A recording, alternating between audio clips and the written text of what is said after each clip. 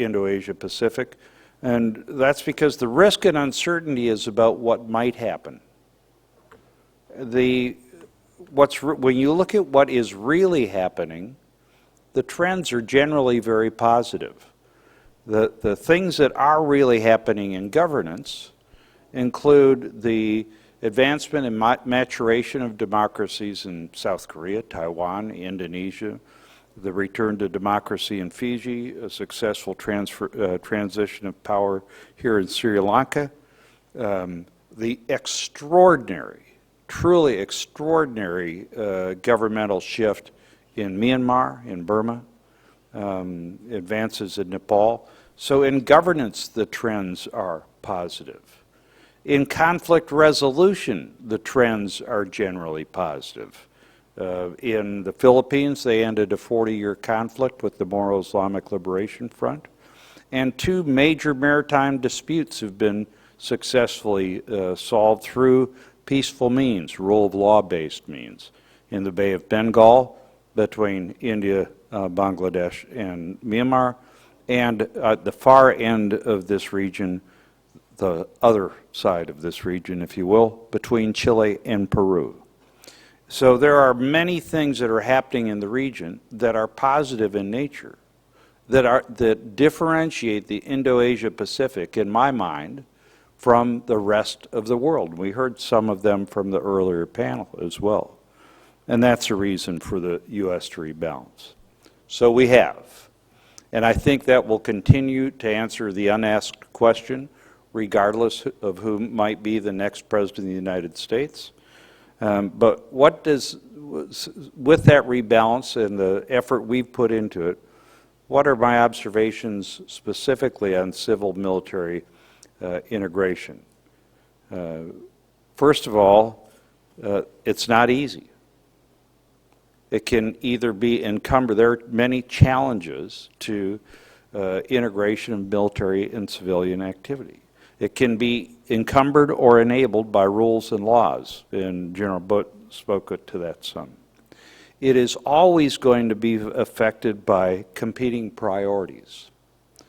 And I think underappreciated is the fact that civil-military integration is very often affected by misunderstandings in language and terminology.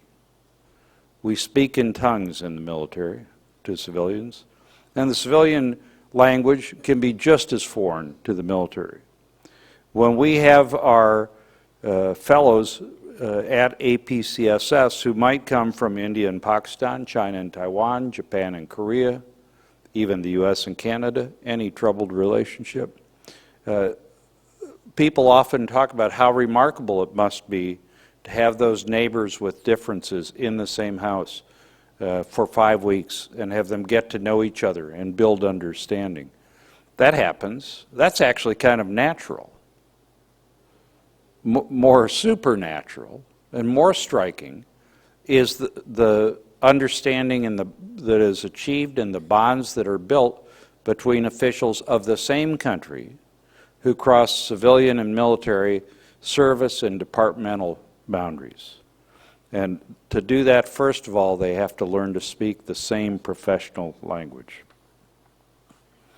So, given those impediments that are always going to exist, what do you have to do? Well, first, and I realize I'm stating the obvious, you have to identify shared motivations and interests. What's in it for both of you? In some cases, if you don't do that, you're going to focus on the differences.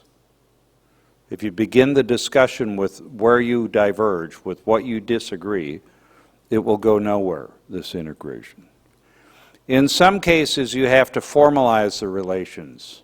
Even if you've struck a personal relationship with a counterpart, a colleague from across departmental, organizational, civil, military lines, that will only last as long as the two of you are in that role. And it may be limited in its effectiveness if you don't formalize it. Talking to General Butt, we talked about a memorandum of agreement that exists between his Pakistan NDU and our APCSS. And he said, yeah, I've been in the job, I hope he doesn't mind me sharing this, I've been in the job about 3 months, I think he said, and we've got a lot of NDUs, but I want some action from them. So formalizing your integration of civilian and military does not make it so. It doesn't make it happen. It doesn't add the do to think and do. But it is often necessary. And then the real key is to look for opportunities to practice the integration.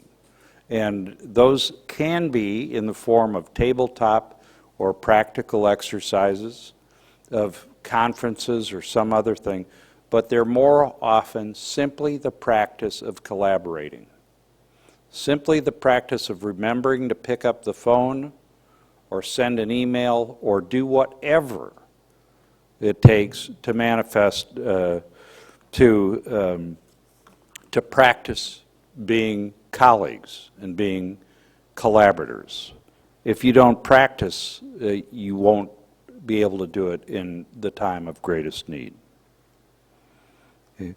I know that we're pressed for time and I don't want to overstay my welcome, but let me give you 2 examples of civil-military integration, one that was very effective and one that's very much a work in progress, but has to be, should be watched and admired. The first is the Philippine example of the signing of a peace agreement between the government of the Philippines and the Moro Islamic Liberation Front. That's quite an achievement. There is still work to be done in that regard. Peace is hard, as we all know. But it was a remarkable accomplishment that took place in a relatively short time.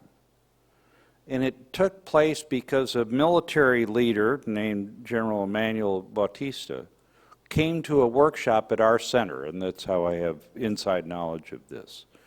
And he's the guy who taught me the term whole of nation.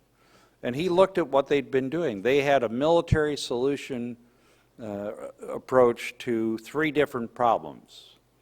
The communist insurgency of many decades in Luzon and other parts of the northern Philippines, the Moro Islamic Liberation Front in Mindanao and a little bit beyond, and then some other scattered terrorist-affiliated groups that, frankly, I've always viewed as just gangsters. They're really criminals under an ideological guise.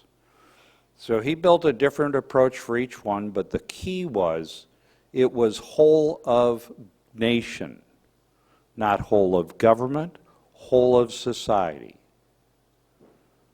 And he sought to get everybody vested in this, not just the solution, not just the outcome, but the crafting and implementing of the solution. And he did, and it succeeded.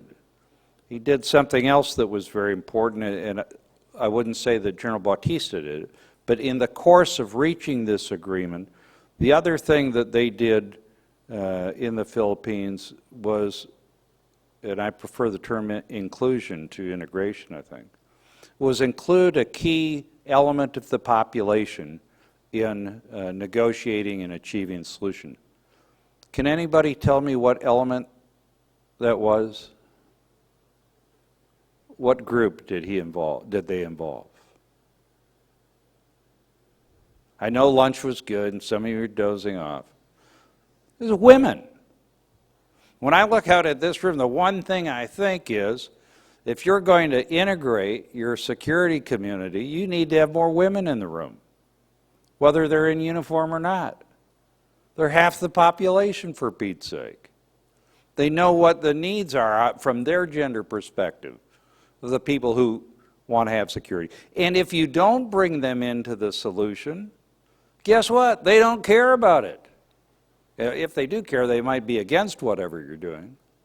But you have to get the whole society invested, and that means women too.